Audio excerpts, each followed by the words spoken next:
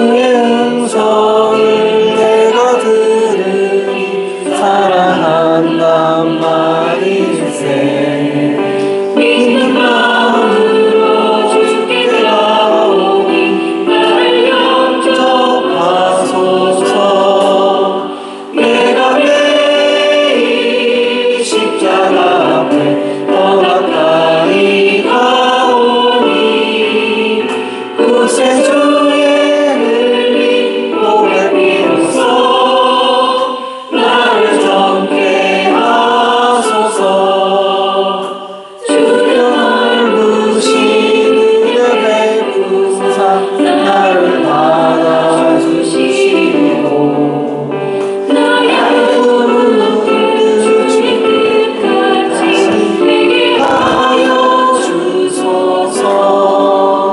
내가 매일 십자가 앞에 더 가까이 가오니 구세주의 흘린 몸에 비로소 나를 정케 하소서.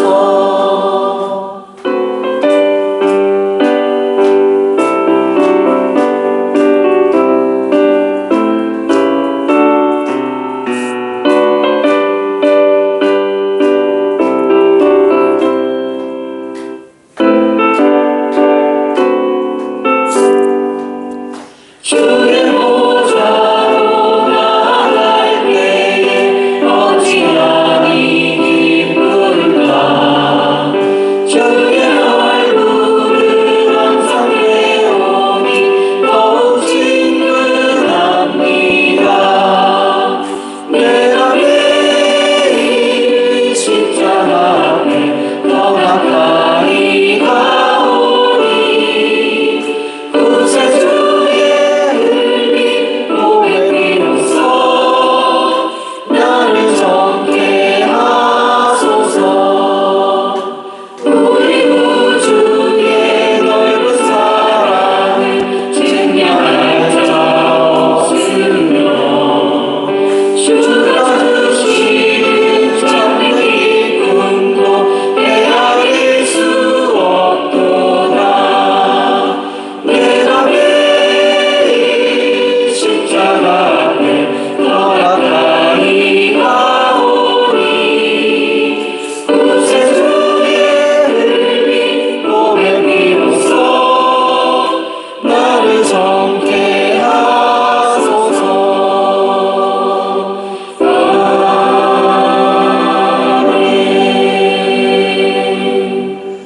네, 우리를 대표해서 이성 원사님께서 기도해 주시겠습니다. 사랑과 은혜가 풍성하신 하나님 아버지, 언제나 우리와 함께 하시고 사랑의 눈으로 지켜주시고 우리들의 기도에 귀 기울여주시는 사랑의 하나님 아버지, 맑은생교회가 수련회로 제주도에 왔습니다. 날씨로 많은 걱정을 했는데 좋은 날씨를 허락하여 주시고 시간마다 눈동자와 같이 보호하여 주셔서 피곤치 않게 하여 주시고 아프고 지친 성도들이 없게 하여 주시니 감사드립니다. 아멘. 수련회를 통하여 하나님을 경험하게 하시고 믿음으로 삶이 변화되게 하시며 영의 귀가 열려 복음이 들어가고 정착하여 부흥되게 하여 주시옵소서. 주님께서 계획하신 따라 질서 있고 영적으로 준비된 수련회가 되게 하옵시고 서로에게 선한 동역자가 되어 기쁨으로 서로를 섬기게 하여 주시옵소서. 성령으로 기름 부어 주신 이강민 목사님에게 지혜와 능력과 성령 충만함을 주셔서 우리 맑은생교회를 잘 이끌어갈 수 있도록 인도하여 주시옵소서. 말씀을 인도하실 때에 성령의 권능이 임하시고 우리가 구하고 생각하는 것보다 차고 넘치게 부어주시는 하나님의 능력을 믿사오니 주의 이름으로 부르짖는 자마다 모든 기도의 제목들이 응답되게 하시고 크고 비밀한 일들이 가득 넘치는 은혜가 있게 하여 주시옵소서. 남은 일정도 주님께서 기뻐하시는 시간이 되게 하옵시고 예수 그리스도의 이름으로 기도드립니다. 아멘. 감사합니다. 함께 볼 말씀은 제가 프린트물 나눠드렸죠. 로마서 4장 1절부터 25절까지입니다. 로마서 4장 1절부터 25절까지.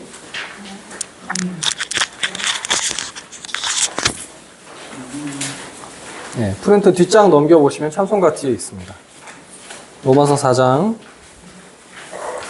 1절부터 25절까지입니다. 제가 한 절, 여러분 한 절 번갈아 가면서 교독하겠습니다. 그런즉 육신으로 우리 조상인 아브라함이 무엇을 얻었다 하리요? 만일 아브라함이 행함으로써 구원하심을 받았으면 자랑할 것이 있으려니와 하나님 앞에서는 없느니라. 성경이 무엇을 말하느냐? 아브라함이 하나님을 믿음에 그것이 그에게 의로 여겨진 바 되었느니라.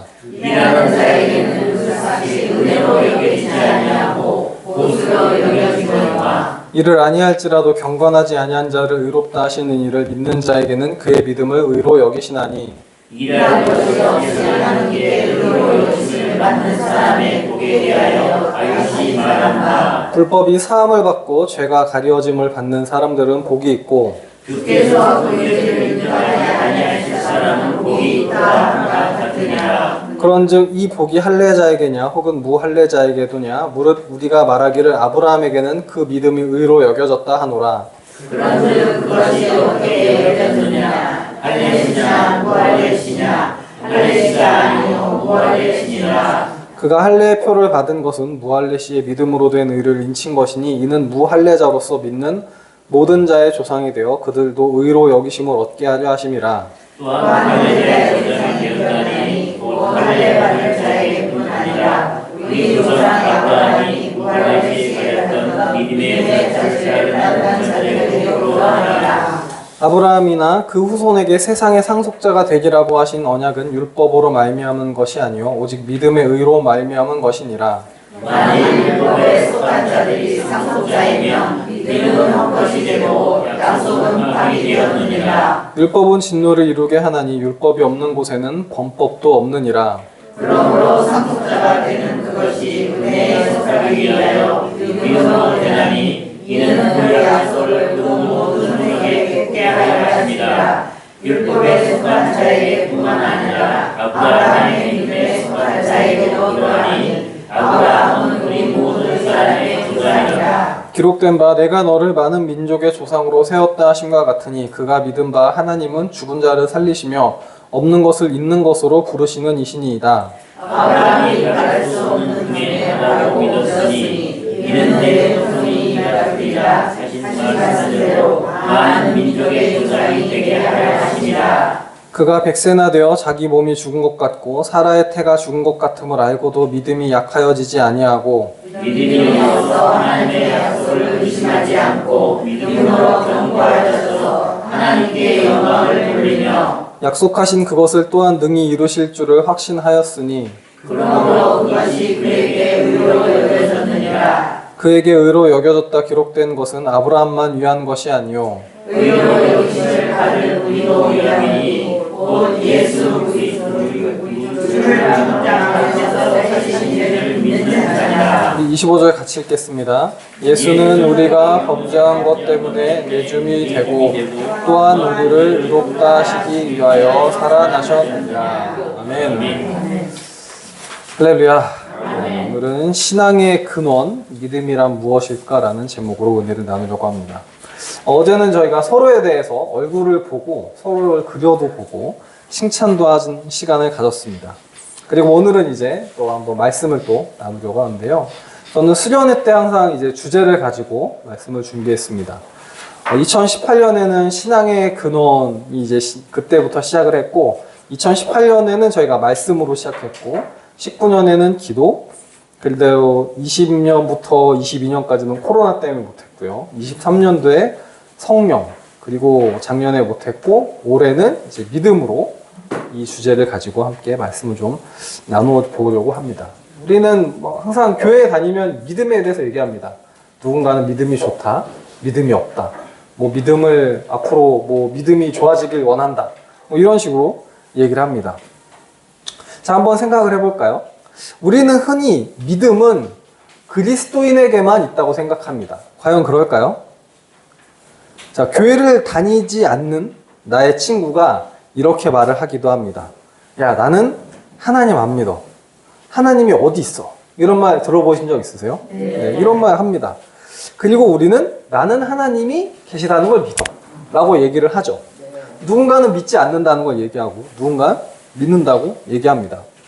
우리는 믿음을 말할 때 하나님이 계시면 믿음이라고 생각하고 하나님이 안 계신다고 말하면 믿음이 아니다 라고 생각하죠. 근데 그렇진 않아요. 사실 불신앙자, 믿지 않는 자들도 하나님을 믿지 않는다는 믿음이 있어요. 나는 하나님을 안 믿어. 이게 내 믿음이야. 그게 그들의 믿음입니다. 불신앙자도 나는 안 믿어라는 믿음이 있고, 무신론자, 신이 없어 라고 말을 하는 사람도 신이 없다는 걸 믿고 있습니다. 그리고 우리는 그리스도인이죠. 이거는 철학적으로 얘기했을 때 유신론자라고 합니다. 유신론자에게는 하나님의 계심을 믿고 있습니다. 즉 사람들은 다 무엇인가를 믿고 있어요. 믿음이라는 게 하나님이든 그게 뭐든 항상 무엇인가를 믿으면서 살아갑니다. 다만 그 대상이 다를 뿐이죠. 어떤 분은 나는 사람은 믿지 못한다 라고 얘기하고는 합니다. 그런데 눈에 보이는 그리고 보이지 않는 하나님을 사랑하면 눈에 보이는 형제를 사랑해야 한다. 그게 성경의 교훈입니다. 아마 대부분의 사람들은 친구나 가족은 믿어요. 혹시 나는 친구도 가족 그 누구도 못 믿는다 하는 분 계세요? 그러진 않을 거예요.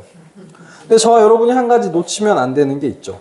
사람을 지나치게 믿고 의지하면 그 대상이, 그 사람이 우상이 되기도 합니다. 왜냐하면 이 사람이라는 건 의지의 대상이 아니라 사실은 사랑의 대상이 되어야 합니다. 무신론자이건 신앙인이건 불신앙자건 우리는 살아가면서 자신의 믿음에 대해서 이야기를 합니다. 자, 그렇다면 믿음은 무엇일까요? 저와 여러분은 이 대답을 성경에서 찾아봐야 합니다. 우선 로마서의 저자인 바울은 믿음을 얘기하면서 한 사람을 우리한테 전해주고 있습니다. 그게 누구일까요? 맞습니다. 오늘 얘기하는 아브라함입니다. 바울은 아브라함을 통해서 하나님이 말씀하시는 믿음이 무엇인지 논리를 갖고 설명합니다. 그리고 아브라함이라는 그 사람의 생애를 통해서 우리에게 무언가 이야기를 하려고 하죠. 그래서 아브라함을 따라가다 보면 이게 믿음이구나. 저와 여러분은 그 믿음에 대한 힌트 혹은 정답을 알 수 있습니다. 자, 그럼 우리가 아브라함 하면 떠오르는 게 혹시 있으세요? 아브라함? 믿음의 조상. 아마 첫 번째로 떠오르는 게 믿음의 조상일 거예요. 그리고 그의 자녀가 있었습니다. 누구였죠? 이삭이라는 사람이에요. 자, 믿음을 이야기할 때 우리는 아브라함을 사실 떼어놓고 이야기하기가 굉장히 힘듭니다. 그래서 오늘 우리가 읽은 로마서 4장은 전체가 누구의 이야기일까요? 아브라함의 이야기입니다. 우리가 교회에 처음 오는 사람한테 야, 너 교회 나왔으니까 무조건 하나님 믿어야 돼. 이렇게 얘기하면 어떨까요? 그 사람이 갑자기 그래 내가 뭐 집사님 말 들으니까 하나님을 갑자기 믿어야 될 것 같아. 이러나요? 그쵸. 거부 반응이 생겨요. 그러면 참 좋겠는데 그러지 않아요. 튕겨 나가게 됩니다. 그래서 무조건 믿어보세요 라는 말은 아마 과거에 우리 강윤석 권사님이나 한진공 권사님이 아주 어릴 때는 그랬을 수도 있겠는데 지금 그렇게 얘기하면 아마 대부분 튕겨 나갈 거예요.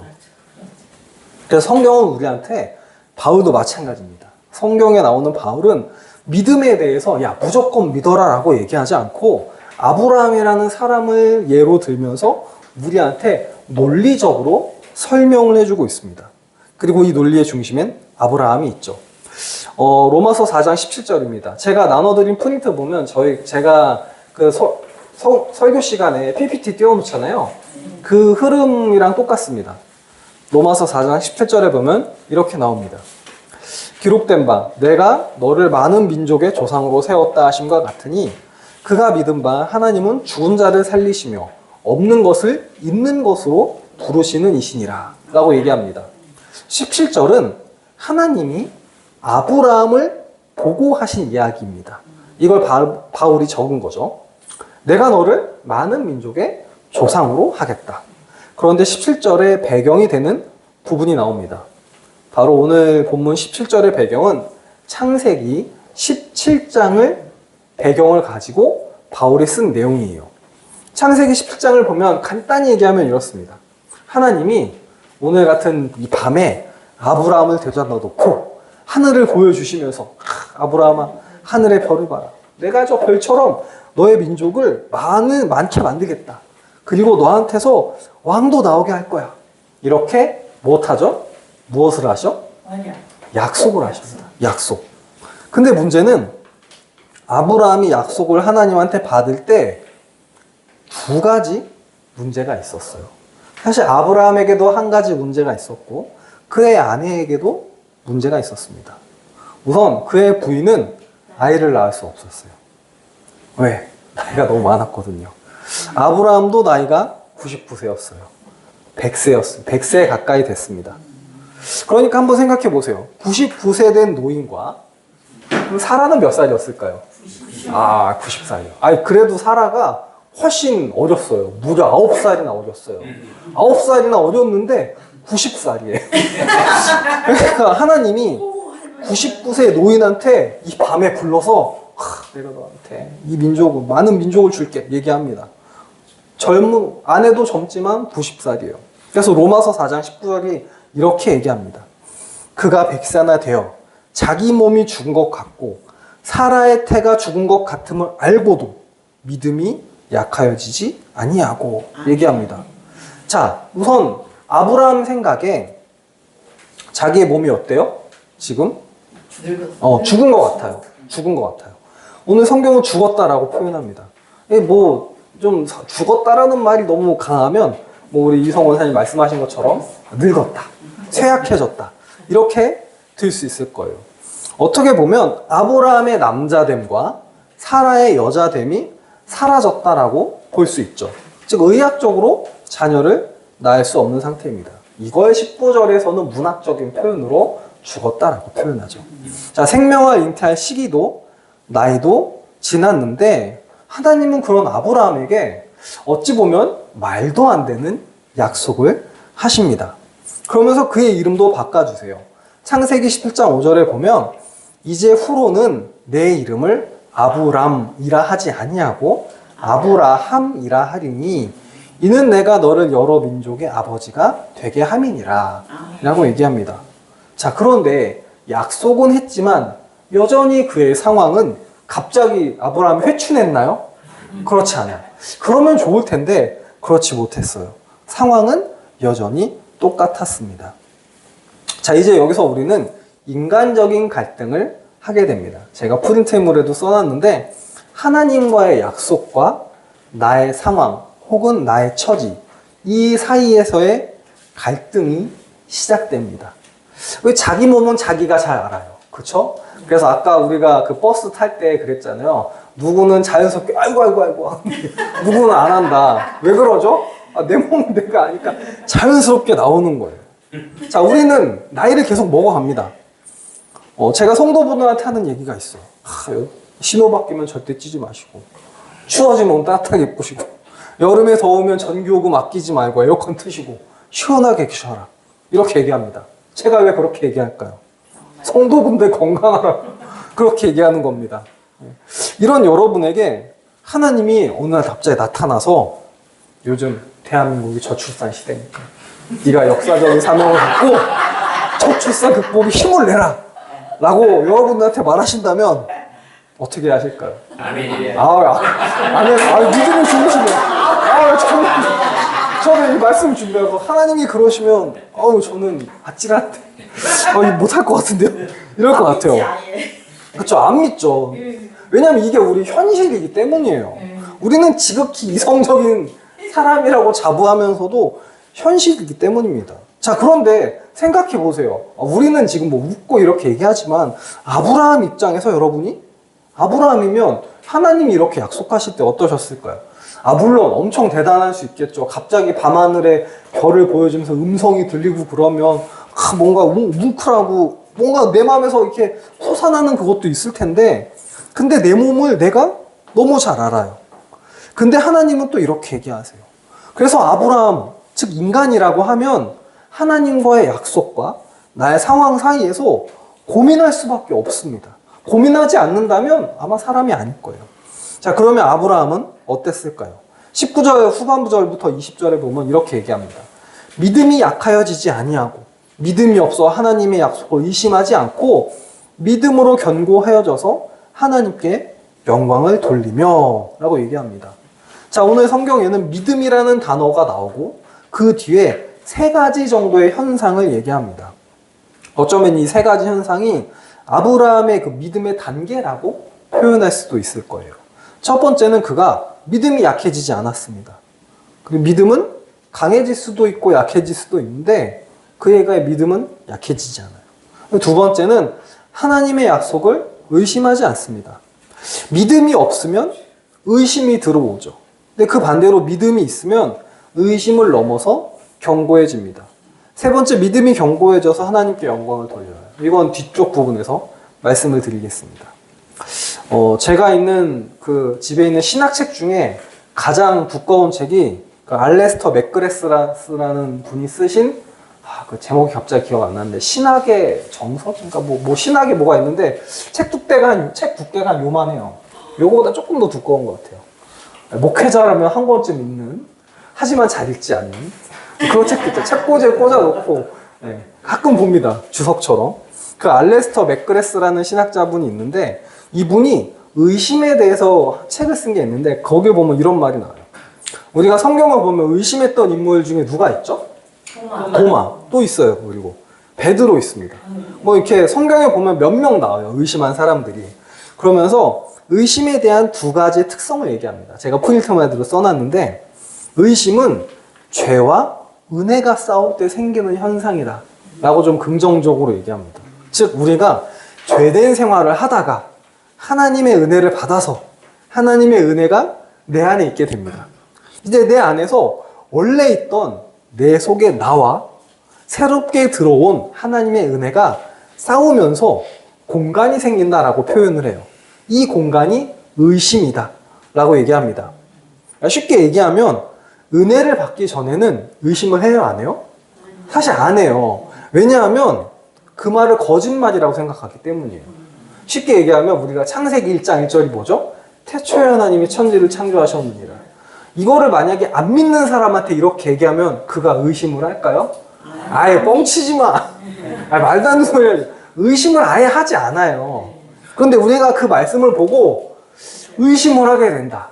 그러면 사실은 내 안에 싸우는 거죠. 원래 뻥치지 마에 나와 하나님의 은혜가 서로 이제 자리를 다투려고 싸우게 되는 겁니다. 그러니까 우리가 의심한다? 뭐 나쁘게만 볼 건 아니겠죠. 자, 예를 들어 이런 거예요 또. 어떻게 처녀가 애를 낳아? 심지어 그 애가 나의 구세주야. 그리고 그 애가 자라서 내 죄를 위해서 십자가에서 죽었다가 부활했다고? 이런 거짓말을 어떻게 믿어? 거짓말 같은 걸 너는 어떻게 믿냐? 그렇게 얘기합니다. 믿지 않는 사람은 의심하지 않아요. 왜냐면 그건 거짓말이니까 굳이 의심할 필요가 없습니다. 자, 그런데 어느 날 하나님의 은혜를 받고 이게 진짜일까? 라는 내 마음에 확 들어오기 시작하면 쉽게 말해서 믿음이 들어오게 되면 그 가운데 의심이 생기기 시작합니다. 그래서 하나님의 은혜가 와서 죄하고 부딪혀서 일어나는 현상이 의심이다 라고 얘기하기도 합니다. 그리고 또 하나의 의심의 특징이 있어요. 바로 믿음으로 가는 직전 단계입니다. 저도 그래요. 성경을 읽다가 보면 걸리는 부분이 있어요. 이게 사라지지 않고 걸리고 이게 왜 그럴까? 라는 의문이 듭니다. 이게 하나님의 은혜로 가는 신호가 됩니다. 즉 믿음으로 가는 걸림돌이 의심이다 라고 이 알레스터 맥그레스는 얘기해요. 저는 이분의 주장에 좀 동의를 하는 것 같아요. 그러니까 아브라함이 믿음이 없어서 하나님의 약속을 의심했다라는 말을 우리는 생각해 봐야 합니다. 그가 의심했다면 그에게 믿음이 있었다는 반증이기도 합니다. 사람이니까 그의 안에 하나님이 계시니까 의심했던 건 어쩌면 당연할 수 있어요. 아브라함은 전혀 의심이 그럼 없었을까요? 그래도 인간인데 그렇지 막 인간의 의심이 없을 수는 없을 것 같아요. 그도 인간이기 때문이죠. 그도 실수를 합니다. 창세기에 보면 아브라함이 실수를 해요.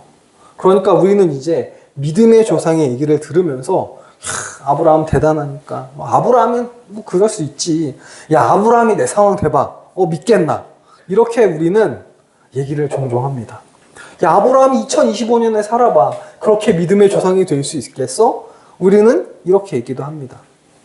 그리고 아브라함도 실제로 실수를 하기도 했어요. 최대의 실수가 뭐였을까요? 그렇죠. 네. 아내 사라의 말을 듣고 첩을 얻습니다. 그게 하갈이에요. 둘째 부인을 얻게 되죠. 그리고 이스마엘을 낳습니다. 네, 대단해요. 이스마엘 낳았을 때가 몇 살인지 아세요? 몇 살쯤 됐을까요? 100살? 100살까지 안 돼요. 그건 이삭이 100세고요. 이스마엘은 그거보다 더 젊을 때 낳습니다. 이스마엘은 한 86세에 낳습니다. 그러니까 사실 대단해요. 86세. 한지공사님 몇 살이시죠? 86세까지 되셨나요, 지금? 아직 안 됐죠? 아직 안 됐죠? 그죠? 네. 그러니까 한지공사님 6살이나 더 많은 그 당시에 아브라함이 이스마엘을 낳아요. 그러니까 이 말은 뭐였을까요? 아브라함이 하나님의 약속을 믿었다가 안 믿었다가 왔다 갔다 하다가 결국 이스마엘을 낳게 돼요. 결국 그런 겁니다. 왜냐하면 그도 실수하는 인간이었고 그도 의심을 했어요. 근데 저 한편으로 이런 생각도 해봐요. 86세 애를 낳은 것도 대단하구나. 이것도 하나님의 도우심이 있었나? 이런 생각도 하게 됩니다. 오늘 살아가는 저와 여러분도 믿음 생활을 하다가 찌부러지고 넘어지고 쓰러질 때도 있어요. 그럴 때마다 나를 보면 어쩌면 좀 속상할 때도 있습니다. 아브라함도 한심스러웠어요. 그러나 이게 믿음의 단계입니다. 아브라함이 이렇게 넘어지고 실수하고 열매도 잘못 맺었지만 결국에는 하나님이 그를 통해 약속을 이루십니다. 이게 하나님이 저와 여러분을 붙잡아주는 과정이에요. 그래서 로마서 4장 20절에서 말하는 것처럼 약속을 의심하지 않고 믿음으로 견고해지는 겁니다. 그래서 어느 날 우리가 믿음으로 견고하게 설 날이 오게 돼요. 여기서 우리는 놀라운 단어를 하나 발견하게 됩니다. 로마서 4장 20절에 보면 믿음이 없어 하나님의 약속을 의심하지 않고 믿음으로 견고하여져서 하나님께 영광을 돌리며 라고 얘기합니다. 자, 믿음이 견고해지면 어떻게 돼요? 하나님께 영광을 돌립니다.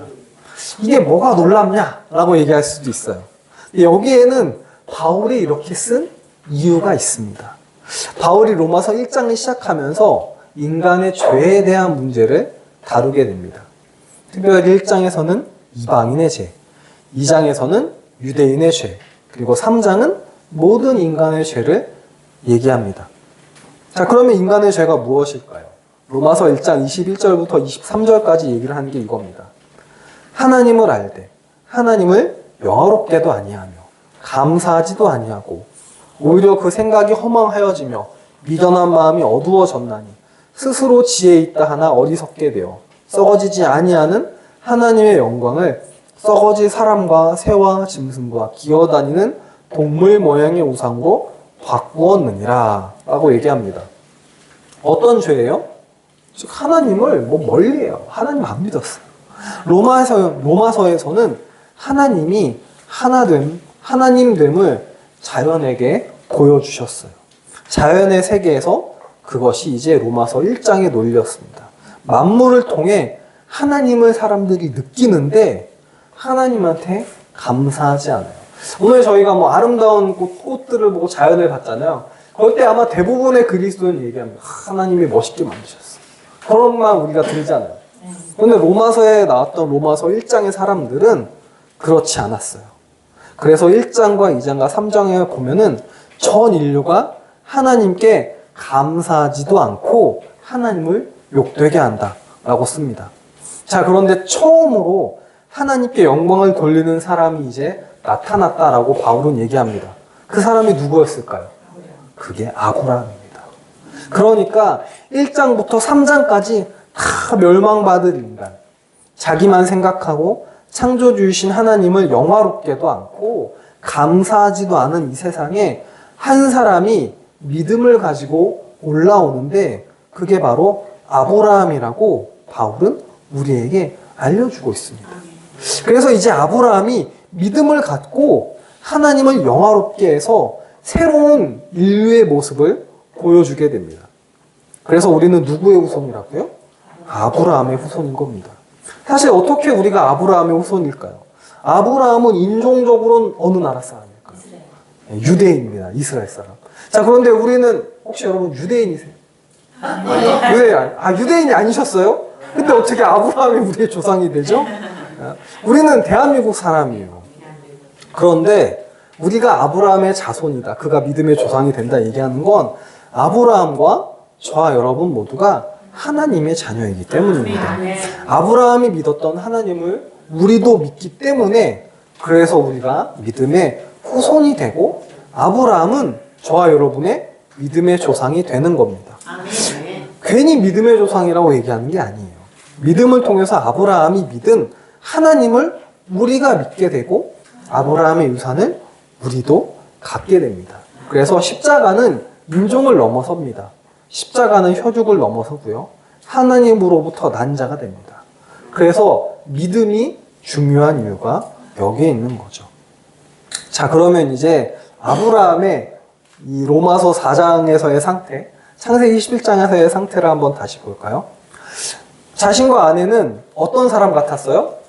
죽은 자 같았어요. 그래서 자녀를 낳을 수 있어요? 없어요? 없는 상황이에요.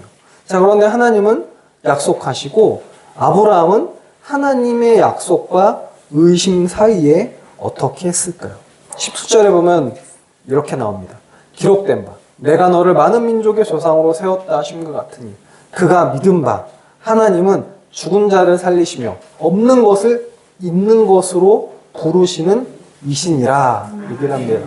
자, 아브라함은 자신을 처음에 어떤 사람이라고 표현했어요? 죽은 것 같은 사람. 자, 그런데 하나님은 어떤 분이에요? 죽은 자를 살리시는 분이에요. 우리는 죽은 자를 살린다. 이걸 뭔가 좀 멋있는 말로 두 글자로 이렇게 표현합니다. 그게 뭘까요? 죽은 사람을 살렸다. 부활입니다. 부활. 자, 그리고 없는 걸 있는 것으로 부르신다. 아무것도 없는 곳에 무언가 있게 한다. 이걸 두 글자로 뭐라고 하죠? 창조라고 합니다. 비슷해요. 괜찮습니다. 창조예요. 자, 이제 퍼즐이 조금씩 맞춰집니다.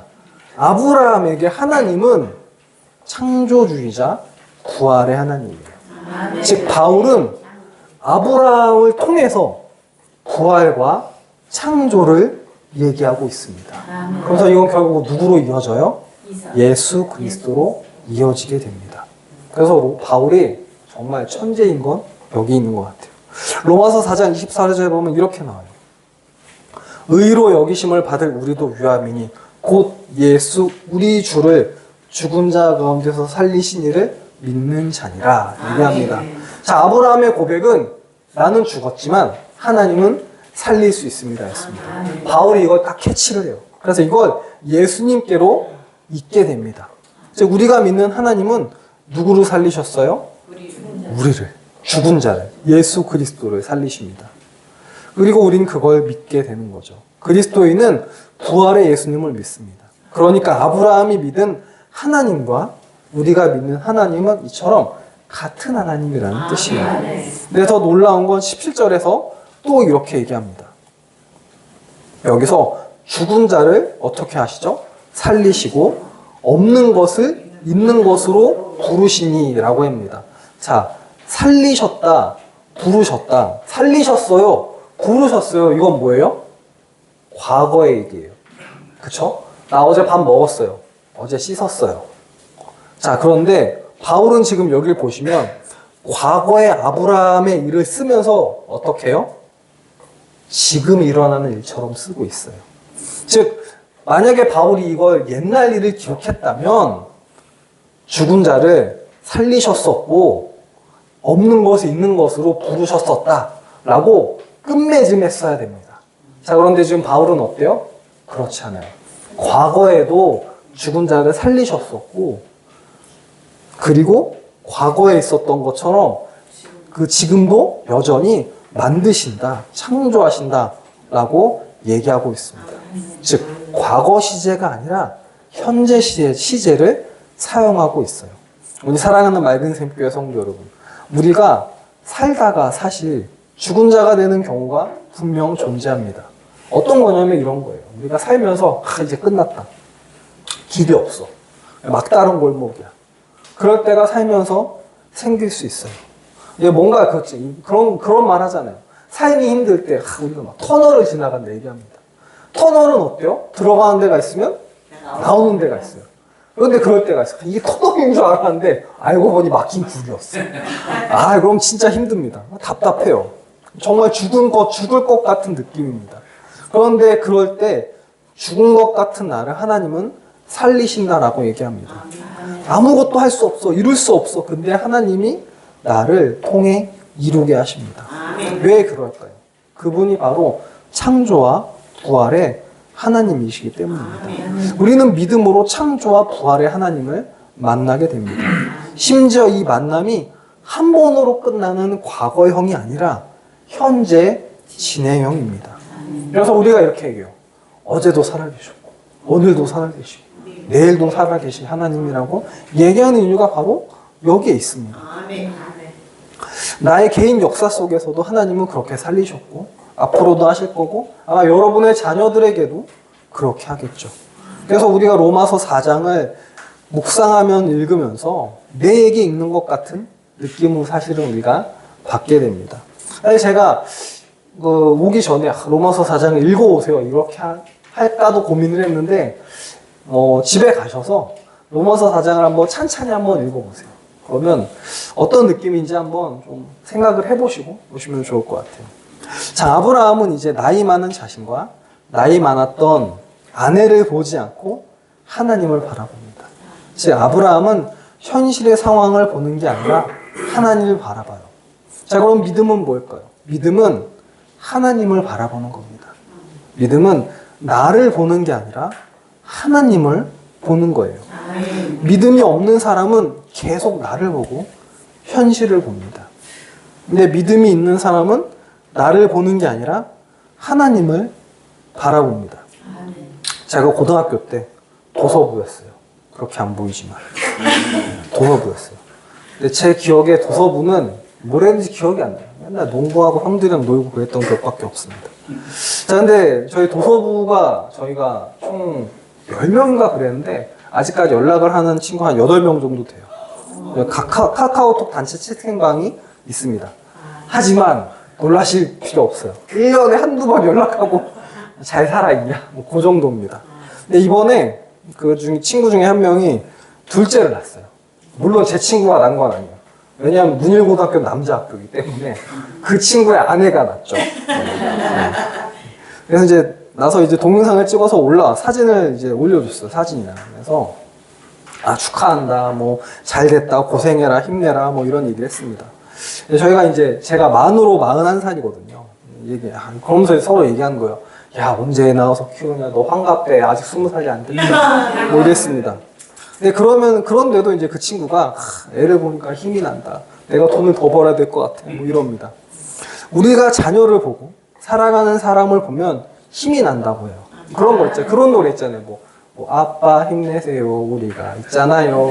제가 그 노래 들으면 이렇게 얘기했어요. 너네 때문에 더 힘들어.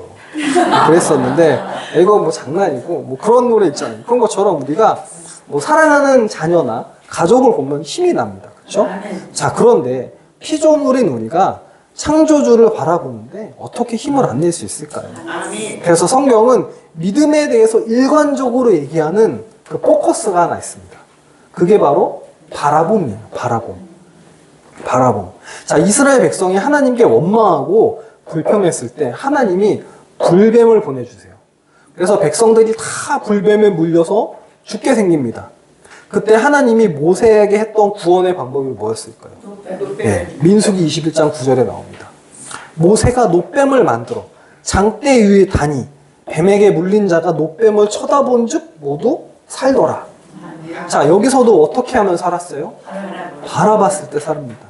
자, 그리고 예수님이 또 이걸 인용하세요. 요한복음 3장 14절에 모세가 광야에서 뱀을 든 것 같이 인자도 들려야 하리니 이는 그를 믿는 자마다 영생을 얻게 하려 하심이니라 얘기를 합니다. 여기서 말하는 인자가 누구일까요? 예수님이에요. 예수님도 놋뱀처럼 들려야 한다라고 얘기합니다. 15절에서 그를 믿는 자가 누구일까요? 그를 믿는다. 누군가요? 들려진 예수 그리스도예요. 십자가에서 돌아가신 예수 그리스도를 믿는 자입니다. 그리고 이 예수님을 바라보는 자가 바로 구원을 얻게 됩니다. 즉 믿음은 바라봄이고 그 바라봄은 무엇으로 연결될까요? 구원으로 연결됩니다. 예수님을 바라볼 때 그 모습에서 구원을 얻게 됩니다. 그 안에서 사랑을 보게 되죠. 자, 그런데 죄라는 건 이 바라봄을 방해합니다. 이 죄는 참 간사해요. 바라봐도 돼. 대신에 예수 대신에 좀 너를 봐. 너를 봐. 이렇게 얘기합니다. 오히려 나를 바라보게 하고 죄만 바라보게 합니다. 이제 어제 저와 여러분이 성도의 모습을 서로 그려줬어요. 성도의 모습을 그린 이유가 무엇일까요? 여러분의 그림 실력을 다 드러나기 위해 우리가 이걸 했을까요? 그렇지 않아요. 그렇지 않습니다. 바로 우리 성도의 모습 속에서 예수님을 우리가 볼 수 있기 때문이에요. 여러분들의 모습 속에서 예수 그리스도의 향기를 내가 아닌 다른 성도에게서 볼 수 있기 때문입니다. 요즘 세상에 볼 게 너무 많아요. 그렇죠? 사실 우리가 이 시간에 9시 33분이면 독수 요용제 끝났네요. 아쉽네요. 끝나면 또 뭐 하죠? 9시 반이 그거 봐야죠. 천국보다 그걸 봐야 될 시간이에요. 그죠? 근데 우리는 볼 게 10시 반에 하나요? 열심히. 그러면 지금 아는 형님을 보면 돼요. 볼 게 너무 많아요. 그죠? 근데 우리는 세상에 볼 게 너무 많지만 이렇게 수많은 볼거리 중에서도 그래도 저와 여러분이 바라볼 것이 있다면 예수 그리스도입니다. 자, 우리가 한 번 더 바라봄의 원리를 볼까요? 제가 프린트에 썼는데 히브리서 12장 1절과 2절입니다. 이러므로 우리에게 구름같이 둘러싼 허다한 증인들이 있으니 모든 무거운 얽매이기 쉬운 죄를 벗어버리고 인내로서 우리 앞에 당한 경주를 하며 믿음의 주요 또 온전하게 하시는 이인 예수를 바라보자. 그는 그 앞에 있는 기쁨을 위하여 십자가를 참으사 부끄러움을 개의치 아니하시더니 하나님 보좌 우편에 앉으셨느니라 얘기를 합니다. 자, 여기서 말하는 죄의 특성이 뭘까요? 죄의 특성, 그렇죠, 무겁다. 얽매입니다. 이게 죄의 특성이에요. 죄의 특성은 무겁고 얽매입니다. 예를 들어 그런 거 있잖아요. 우리가 뇌물을 받아요. 뇌물을 왜 주죠? 잘 봐달라고. 잘 봐달라. 이게 사실은 받게 되면 처음에 이게 결국 족쇄가 돼요. 어떨 때 잘 봐달라 그래요? 내가 부탁할 때. 혹은 내가 뭔가 잘못된 일을 저질렀을 때 네가 좀 눈 감아줘.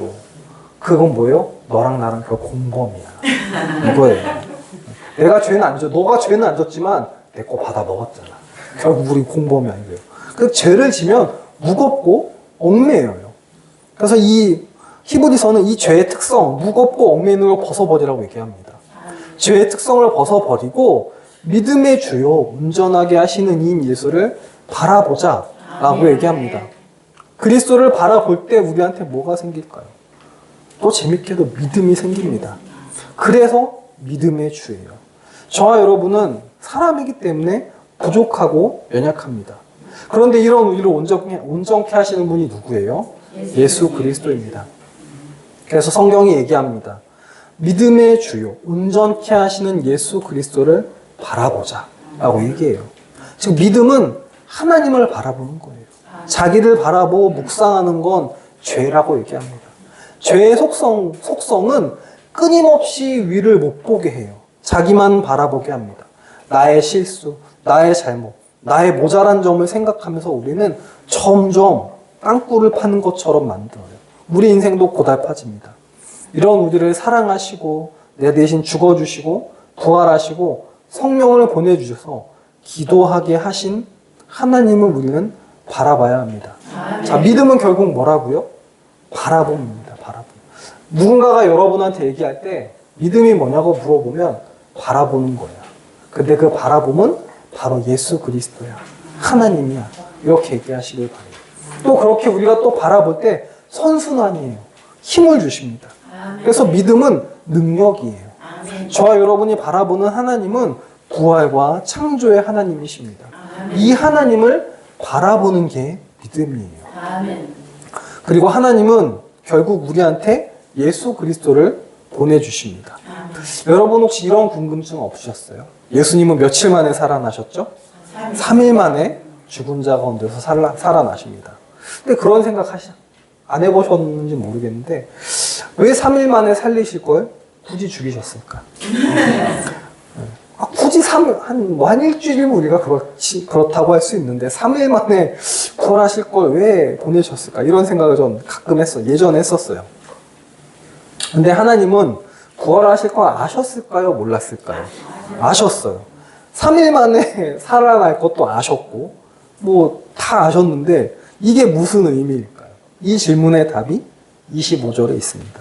오늘 본문 25절에 이렇게 얘기해요. 예수는 우리가 범죄한 것 때문에 내줌이 되고 또한 우리를 의롭다 하시기 위하여 살아나셨느니라 얘기를 합니다.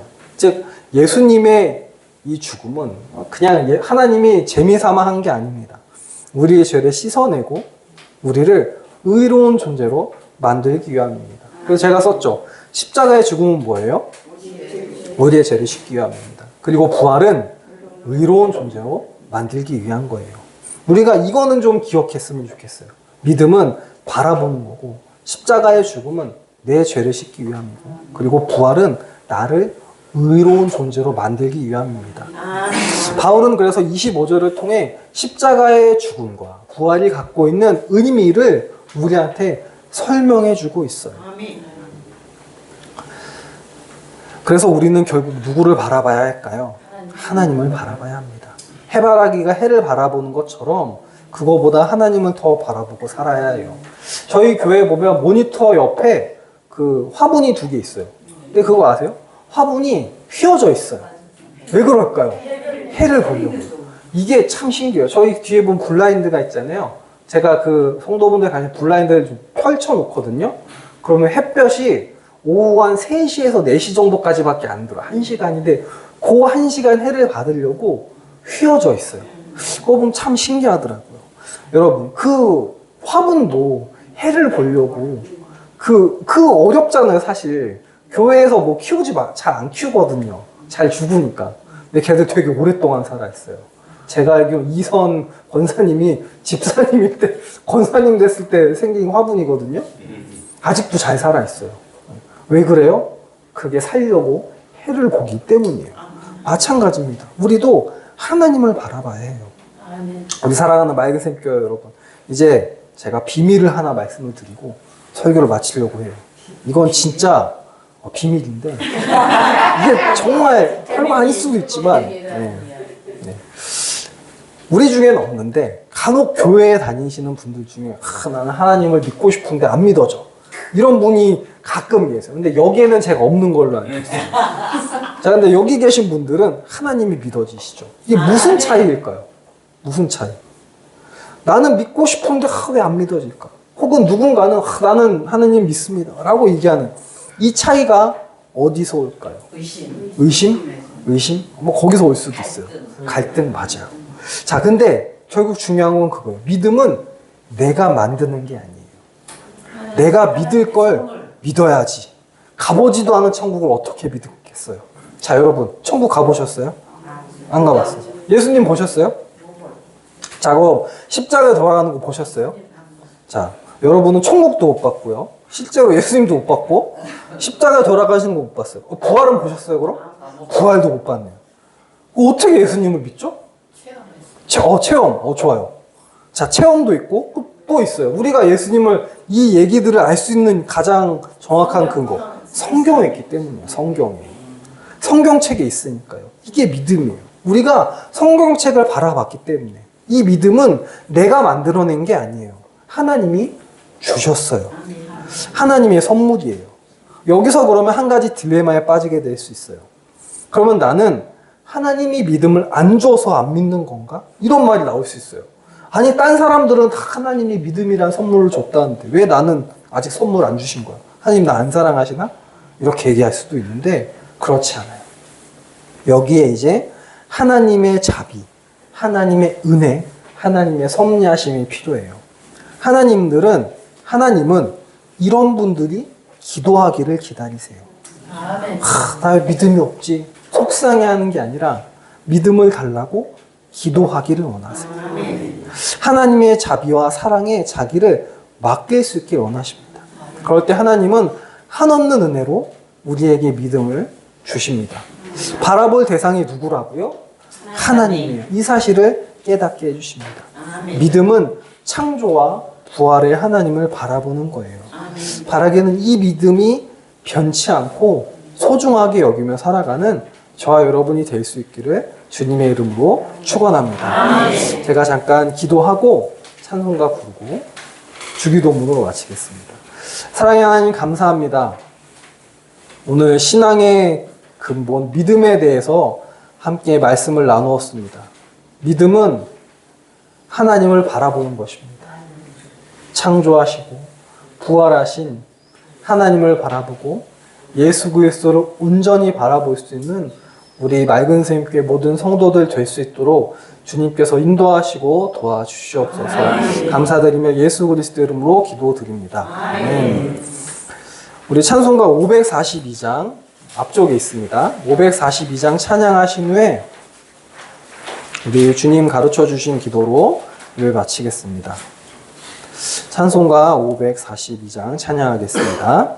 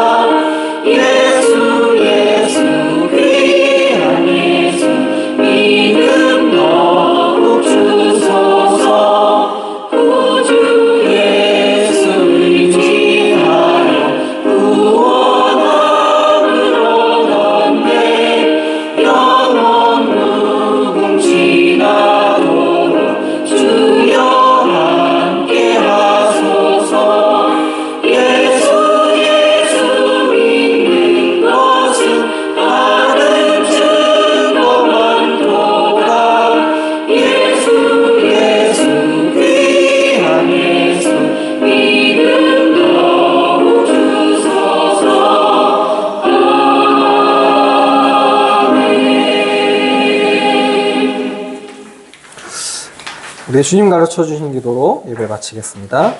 하늘에 계신 우리 아버지의 이름을 거룩하게 하시며 아버지의 나라가 오게 하시며 아버지의 뜻이 하늘에서와 같이 땅에서도 이루어지게 하소서. 오늘 우리에게 일용할 양식을 주시고 우리가 우리에게 잘못한 사람을 용서하여 준 것 같이 우리의 죄를 용서하여 주시고 우리를 시험에 빠지지 않게 하시고 악에서 구하소서. 나라와 권능과 영광이 이제 있습니다. 아멘.